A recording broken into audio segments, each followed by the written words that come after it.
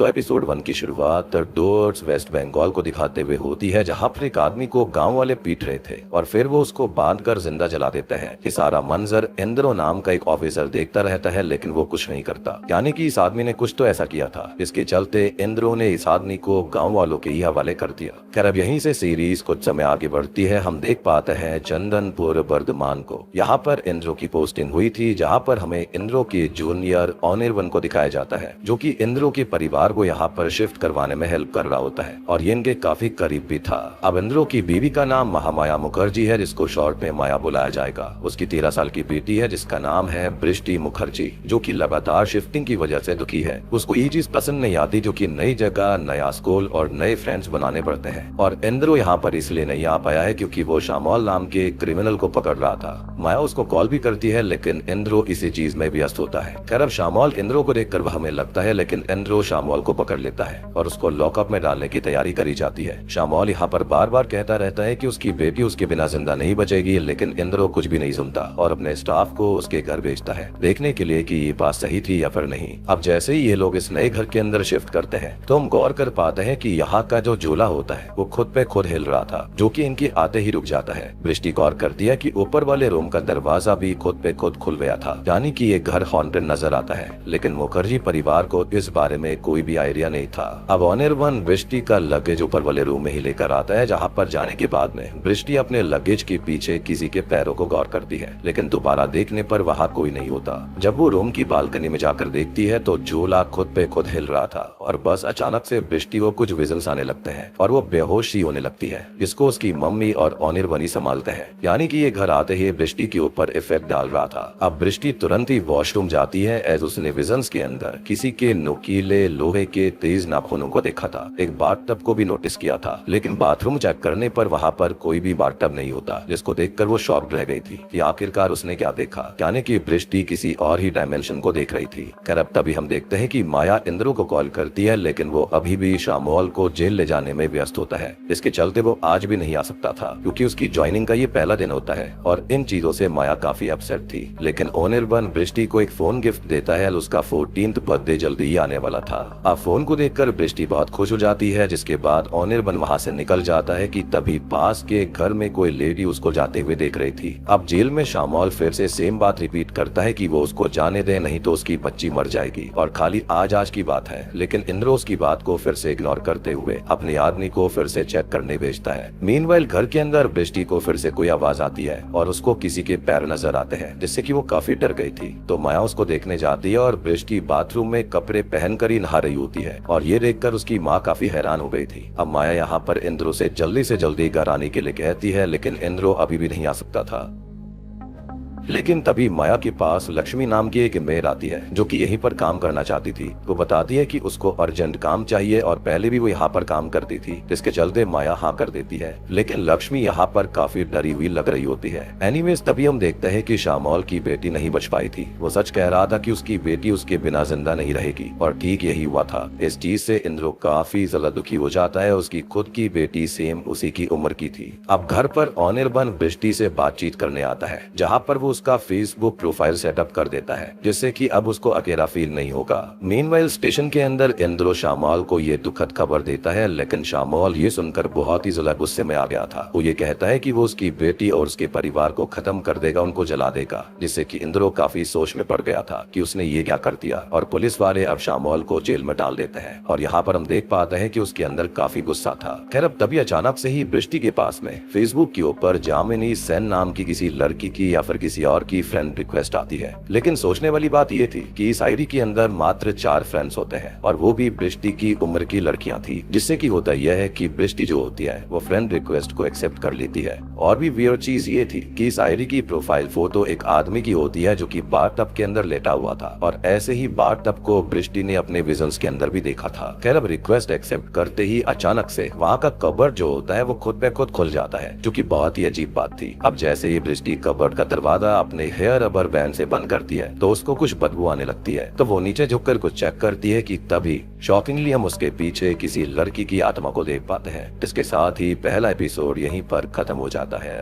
दूसरे एपिसोड की शुरुआत होती है बृष्टि को दिखाते हुए। बृष्टि सो रही थी कि तभी वो देखती है कि वो कवर्ड से होती हुई कहीं और ही पहुंच गई है। वहां पर सामने जामिनी सेन वाली प्रोफाइल फोटो वाला लड़का बाथटब के अंदर सिगार पीते हुए रोमांटिक गाने सुन रहा था, जिससे कि बृष्टि उसकी तरफ आकर्षित हो रही थी। लेकिन तभी सुबह हो जाती है और उसकी माँ उसको जगाती है, जिनकी आवाज उसको सपने के अंदर भी आ रही थी। बृष्टि को नए स्कूल में जाना था क्योंकि आज उसका नया एडमिशन होना है। अब ब्रेकफास्ट बनाते टाइम लक्ष्मी बताती है कि यहाँ पर पहले लोग रहते थे, लेकिन हॉन्टेड घर समझकर सब चले गए। लेकिन उनके आने से घर फिर से अच्छा लग रहा है। तभी माया इंद्रू से बात करती है, लेकिन वो शाम में आने के लिए बोलता है। अब जैसे ही वापस आकर माया किचन स्लैब को देखती है तो उसको बृष्टि का नाम कार्व दिखाई देता है, लेकिन फिर अचानक से वो नाम गायब हो गया था और लक्ष्मी को यहाँ पर कुछ भी नहीं दिखता, यानी कि बृष्टि को यहाँ पर खतरा था, यानी कि ये घर उसको वार्निंग दे रहा था। तभी शामौल वो दिखाया जाता है, जिसको पुलिस वाले कहीं और शिफ्ट करने के लिए ले जा रहे थे। लेकिन तभी कांस्टेबल सुसु करने रुक जाते हैं और बस इसी मौके का फायदा उठाकर शामौल वहाँ से भाग जाता है और पकड़ में नहीं आता। अब स्कूल के अंदर बृष्टि का एडमिशन करवा दिया गया था, जिससे वो काफी खुश होती है। स्कूल भी काफी अच्छा था। अब स्कूल से जब बृष्टि घर आती है तो उसकी माँ उसके साथ ऊपर जाती है। बृष्टि अपने रूम के अंदर थी और उसकी माँ जस्ट उसके रूम से बाहर थी, लेकिन अचानक से रूम का दरवाजा खुद पे खुद बंद हो जाता है, जिससे कि बृष्टि बहुत डर गई थी। माया काफी कोशिश करती है, लेकिन दरवाजा नहीं खुलता और उसे ठीक वक्त पर इंद्रो वहाँ पर आकर गेट खोलता है, यानी कि गेट को धक्का देकर जबरदस्ती खोलता है। इंद्रो बृष्टि को संभालता है और माया कहती है कि ये घर हॉन्टेड है। उसने फील किया है कि यहाँ पर कुछ तो है, लेकिन इंद्रो पुलिस वाला था तो वो बस एक ही बात कहता है कि ये घर और दरवाजा पुराना है, हटा गया होगा, इसमें कोई भूत प्रेत वाली बात नहीं है। और इंद्रो काफी थक गया था, जिसके चलते वो आराम करने चला जाता है। अब सीन रात की ओर आता है, जहाँ पर बालकनी में खड़ा होकर इंद्रो सिगरेट पी रहा था और वो माया को शामौल वाली पूरी बात बताता है। यहाँ पर माया उसको कहती है कि इसमें उसकी कोई गलती नहीं है। इंद्रो यहाँ पर फिर भी खुद ही को शामौल की बेटी की मौत का गुनहगार मान रहा था और फिर वो वहाँ पर भाग भी गया, तो उसकी ज्वाइनिंग का फर्स्ट डे ही डिजास्टर बन गया था। लेकिन अब इंद्रो बृष्टि के पास जाता है, उसको जाकर समझाता है कि भूत प्रेत जैसी कोई भी चीज नहीं होती और उसको सोने के लिए कहकर बाहर आ जाता है। तभी बृष्टि को जामिनी सेन की आईडी से टेक्स्ट आता है कि वेलकम टू हेल, जिस पर बृष्टि टाइप करती है कि ओ तो क्या तुम हेल में रहते हो और क्या वो लूसीफर है। जिस पर ये आदमी या फिर जो कोई भी था वो बस एक स्माइली भेजता है, जो कि बहुत ही वियर्ड बात थी कि एक 13 साल की लड़की से कोई ऐसे कैसे बात कर सकता था। एनीवेज अब बृष्टि सो जाती है, जहाँ पर वो फिर से सपना देखती है कि कवर द दरवाजा फिर से खुल चुका है, जो कि एक गेटवे की तरह था, और वो उसके अंदर एंटर करती है तो वो उसी स्टार्टिंग वाले आदमी के पास पहुंच जाती है जिसको गांव वालों ने जला दिया था। अब बृष्टि उससे आकर्षित होकर उसके गले लग जाती है, लेकिन ये आदमी बहुत ही क्रीपी स्माइल देकर बृष्टि की कमर पर अपने नकली लोहे के नुकीले नाखूनों से खरोच देता है, यानी कि बृष्टि ने शुरुआत में इसी आदमी की विजन्स देखे थे और फेसबुक आईडी भी इसी से रिलेटेड थी, जिससे कि बृष्टि बहुत डर जाती है, वो दर्द में कर्राने लगती है और इसी के साथ में दूसरा एपिसोड यहीं पर खत्म हो जाता है। तो तीसरा एपिसोड शुरू होता है बृष्टि को दिखाते हुए, जहाँ पर उस भयानक आत्मा ने बृष्टि की कमर को खरोच दिया था और वो इससे काफी खुश था। जी हाँ, ये कोई आदमी नहीं है, आत्मा है, क्योंकि इस आदमी को तो शुरुआत में ही गांव वालों ने मार डाला था, लेकिन अब वो एक प्रेत आत्मा बन चुकी है जो कि किसी और ही दुनिया में है और वहाँ पर बृष्टि संभव जा सकती है। अब बृष्टि की आत्मा इस दुनिया में उससे डर कर भागती है और वहाँ पर बाथटब के अंदर 2 लड़कियों को देखती है, जिसको इस आदमी ने ही मार दिया था और उनकी आत्माओं को वहाँ पर कैद करके रखा हुआ था। बृष्टि वहाँ से डर के मारे भागती है और अब जब वो असल दुनिया में उठती है तो वो डर से चिल्लाने लगती है। इसको संभालने के लिए उसके माता पिता आए थे, लेकिन इंद्रो को वहाँ पर कोई नहीं मिलता। उसका यही मानना था कि ये किसी इंसान का काम है and he doesn't believe in the paranormal. और अब आपको समझ में आया होगा कि यहाँ पर बृष्टि कपड़ों की शादी क्यों ना आ रही थी, क्योंकि वो सोना नहीं चाहती थी, क्योंकि सोने के बाद वो इसी दुनिया में पहुंच जाया करती। अब बृष्टि अपनी माँ को बताती है कि एक आदमी ने ये सब किया था और तभी माया एस्टर ट्रैवल का नाम लेती है, विच एक्सप्लेन्स की बृष्टि कब्र के अंदर से यहाँ पर कैसे जा पा रही थी, यानी कि वो दूसरे डायमेंशन में ट्रैवल करती है। तभी माया अपनी बेटी को अपना ही दुर्गा माँ वाला लॉकेट पहना देती है, जिससे कि अब ऐसा फिर से नहीं होगा, यानी कि माया इन सब के बारे में कुछ तो जानती थी। एनीवेज तभी दरवाजे पर कोई दस्तक देता है और ये पैरासाइकोलॉजी की टीचर ईरा मित्रा थी, जो कि बृष्टि की आवाज सुनकर यहाँ पर आ गई। और शुरुआती एपिसोड में जब किसी लेडी ने ऑनिरबन को जाते हुए देखा था तो ये वही लेडी थी। ईरा बताती है कि वो 6 महीने पहले ही यहाँ पर आई है और वो बृष्टि को देखते ही समझ जाती है कि ये मैटर मैटर असल में एस्ट्रल ट्रैवल का है और कोई एंटिटी भी है, लेकिन इस बात का विश्वास इंद्रो को नहीं था। उसको लग रहा था कि कोई उसके परिवार के पीछे पड़ा हुआ है, लेकिन ईरा बृष्टि के सर पर हाथ रखते ही समझ जाती है और उससे एक सवाल करती है कि क्या उसको कुछ जलने की बदबू आती है, जिस पर वो हाँ बोलती है। और तभी ईरा को नीचे एक टायर मिलता है जो कि जला हुआ था, लेकिन इस बारे में किसी को कोई आइडिया नहीं था कि वो वहाँ पर कैसे आया, क्योंकि वो लोग तो कल ही यहाँ पर आए थे। और शक सीधा लक्ष्मी की तरफ जाता है, लेकिन वो भी ऐसा क्यों ही करेगी। खैर अब ईरा यहाँ से चली जाती है और कहती है कि वो कल सुबह आएगी, लेकिन वियर्डली बहुत ही जल्दी सुबह ईरा यहाँ पर आ जाती है। और अब जब बृष्टि ब्रश कर रही थी तो उसके पीछे एक लड़की की आत्मा थी जो कि हमको शुरुआती एपिसोड में भी दिखाई दी थी। अब ईरा बृष्टि की ड्राइंग बुक देखती है जहाँ पर उसको एक ड्राइंग नजर आती है जो कि हिली एरिया की थी, लेकिन पूछने पर इंद्रो बताता है कि वो कभी हिली एरियाज में नहीं रहे, लेकिन हाँ उसकी पोस्टिंग डोर्स में थी, लेकिन तब बृष्टि काफी छोटी हुआ करती थी। लेकिन तभी अचानक से वहाँ पर ऑनर बनाता है जो कि सबको यहाँ पर देखकर हैरान रह गया था। अब तभी ईरा को बृष्टि से अकेले में बात करनी थी, जो कि बृष्टि से पूछती है कि इस ड्राइंग के अंदर हवा में फ्लोट करने वाली लड़की और अपने मम्मी पापा के साथ लड़की कौन है। तो बृष्टि कहती है कि ये दोनों वही है, जो कि वियर्ड था। बृष्टि बताती है कि पहले वो सपनों में खुद को ही देखती थी, लेकिन जब से यहाँ पर वो आई है तब से ऐसा नहीं होता, वो कहीं और ही पहुंच जाती है और वापस आने में उसको दिक्कत होती है। तो ईरा जो होती है वो बृष्टि को बताती है कि वो समझ चुकी है कि बृष्टि असल में एस्ट्रल ट्रैवल करती है और उसने सब कुछ महसूस कर लिया है, जिससे कि बृष्टि खुश हो जाती है। एज कोई तो उसकी बात समझता है, एज उसके माता पिता इस बात को नहीं समझते थे। और इंद्रो का बर्ताव तो हम देख ही चुके हैं। ईरा बृष्टि से हर चीज बताने के लिए कहती है, एज नेक्स्ट टाइम जो कुछ भी उसको दिखाई दे वो तुरंत उसको बताए। इनफैक्ट वो उससे हिली एरियाज वाले घर के बारे में पूछती है, लेकिन बृष्टि को इसके बारे में आइडिया नहीं था। मीनवाइल बाहर इंद्रो काफी गुस्सा हो रहा था कि एक अनजान लेडी को उन लोगों ने घर में घुसा लिया है और वो भूत प्रेत की बातें कर रही है। इंद्रो का मानना था कि कोई तो बृष्टि के रूम में आया था और मौका पाकर वो वहाँ से भाग गया। और इसमें सुपर नेचुरल जैसा कुछ नहीं है, बल्कि इसमें ह्यूमन इन्वॉल्वमेंट है।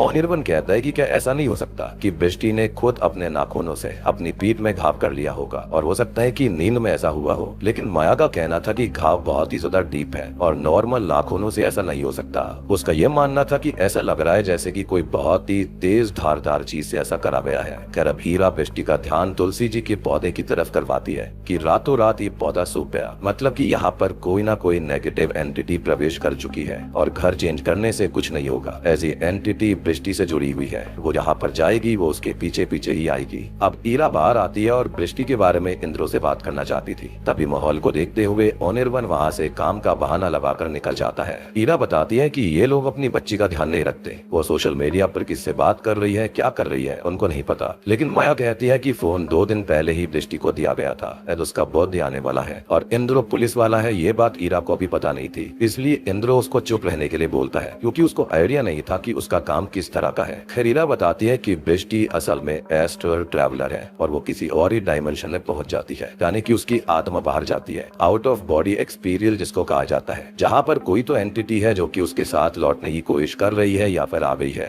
और घर के अंदर जो कुछ भी हो रहा था, जो भी हमले हो रहे थे, वो कोई और नहीं बल्कि इसी एंटिटी की वजह से है और उनको कुछ तो करना होगा इससे पहले दिक्कत बढ़ जाए। लेकिन इंद्रू ईरा की काफी बेइज्जती करके उसको वहाँ से जाने के लिए कहता है और ईरा बस यहाँ पर बृष्टि को बाय बोलते हुए चली जाती है और ये भी बोलती है कि वो यहाँ पर कभी नहीं आएगी। लेकिन इंद्रो बृष्टि को आज भी स्कूल छोड़ने जाता है, जिससे बृष्टि नॉर्मल फील करेगी। घर पर रहकर उसको और दिक्कत होने वाली थी, लेकिन वो प्रिंसिपल से बृष्टि का खास ख्याल रखने के लिए कहता है, जिस पर वो एग्री करती है। लेकिन ऑब्वियसली माया इस चीज के फेवर में नहीं थी और माया को एस्ट्रल ट्रैवल के बारे में सुनकर जरा शौक नहीं रहा था। इनफैक्ट उसको सबसे पहले भनक थी कि कहीं बृष्टि ने एस्ट्रल ट्रैवल तो नहीं किया। एनीवेज तभी स्कूल के अंदर बच्चों की आज जल्दी छुट्टी हो गई थी, स्कूल की किसी एक्स फैकल्टी का देहांत हो गया था। अब बृष्टि अकेले ही घर आ रही होती है कि तभी शामौल उसका पीछा करने लगता है और बृष्टि डर के मारे दौड़ पड़ती है और शामौल जो था वो जंगल के रास्ते से भागने लगता है। लेकिन इतनी तेज दौड़ने की वजह से होता यह है कि बृष्टि वहीं पर गिर पड़ती है। लेकिन तभी वहाँ पर कार से कोई आ जाता है और इसी के साथ में तीसरा एपिसोड यहीं पर खत्म हो जाता है।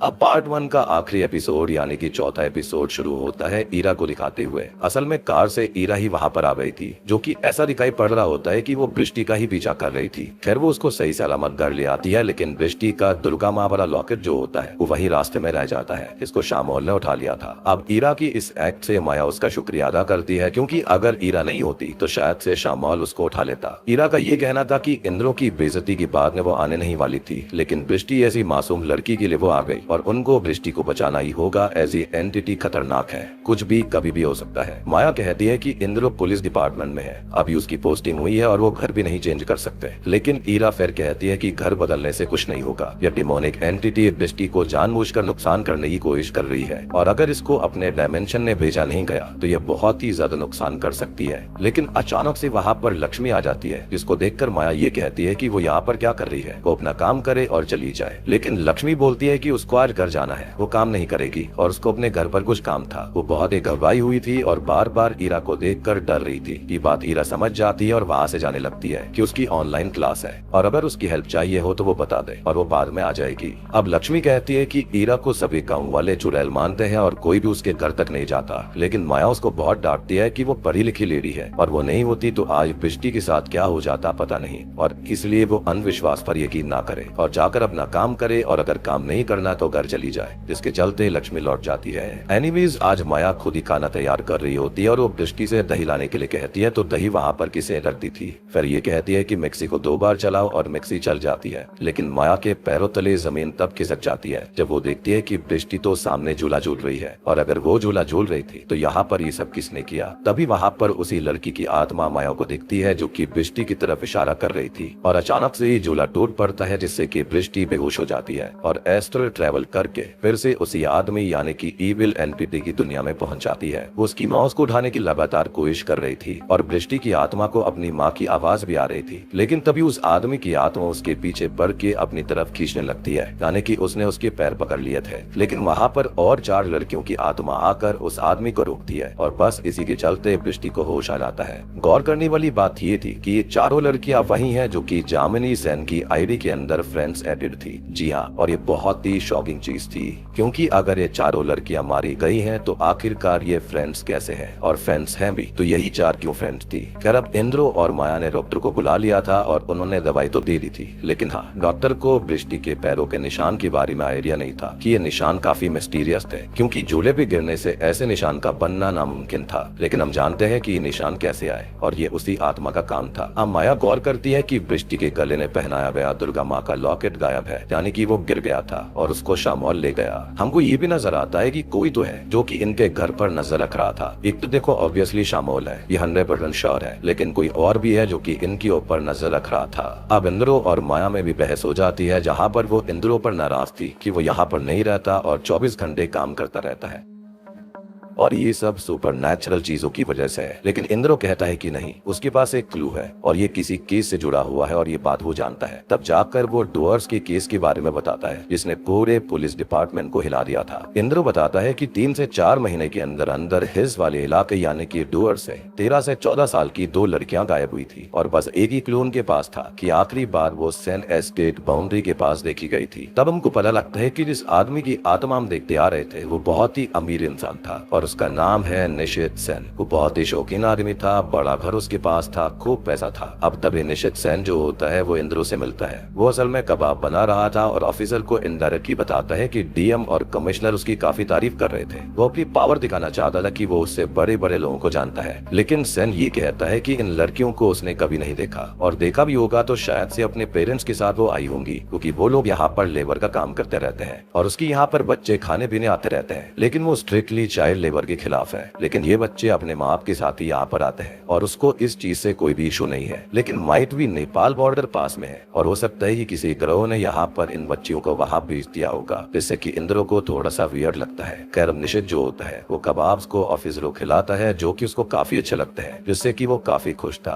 यानी कि निशित सेन को अच्छा लगा था एज वो शौकिया तौर पर शेफ भी था। और तभी वहाँ पर चाय नाश्ता देने के लिए निशित सेन की मेयर कमला दी आती है, जो कि सुन और बोल नहीं सकती थी, लेकिन उनके हाथ कांप रहे थे। अब ऑफिसर को विदा करते वक्त निशित सेन ये बताता है कि कमला दी से पहले उनके पिता के टाइम की मेयर थी, लेकिन कमला दी ज्यादा तेज और काम करने में अच्छी है, इसलिए उनको हटा दिया गया। अब निशित सेन के हाव भाव और बातों से ही वो काफी मिस्टीरियस इंसान लग रहा था। लेकिन उसी रात को पुलिस स्टेशन के अंदर कमला दी आती है, जो कि एक टिफिन लेकर आई थी और टिफिन के अंदर जो था उसको देखकर पूरा पुलिस स्टेशन हिल जाता है, जिसके साथ ही चौथा एपिसोड भी यहीं पर खत्म हो जाता है। तो दोस्तों ये थी निशित सेन सीरीज के पहले 4 एपिसोड की कहानी। उम्मीद करता हूँ कि अब तक की कहानी आपको मिस्टीरियस और काफी अच्छी लग रही होगी। चौथे एपिसोड की एंडिंग तो काफी खतरनाक थी और मिस्टीरियस भी थी, और इसके अगले 4 एपिसोड भी जल्दी आने वाले हैं। तो फटाफट इस वीडियो के ऊपर 5000 लाइक और कम से कम 200 कमेंट्स कर दीजिए। इसके बाद में अगला पार्ट जल्दी से जल्दी आ जाएगा। उम्मीद करता हूँ कि अब तक की कहानी आपको अच्छी लग रही होगी। अच्छी लग रही है तो वीडियो को लाइक कर दीजिए। चैनल के ऊपर नए हो तो सब्सक्राइब कर लो।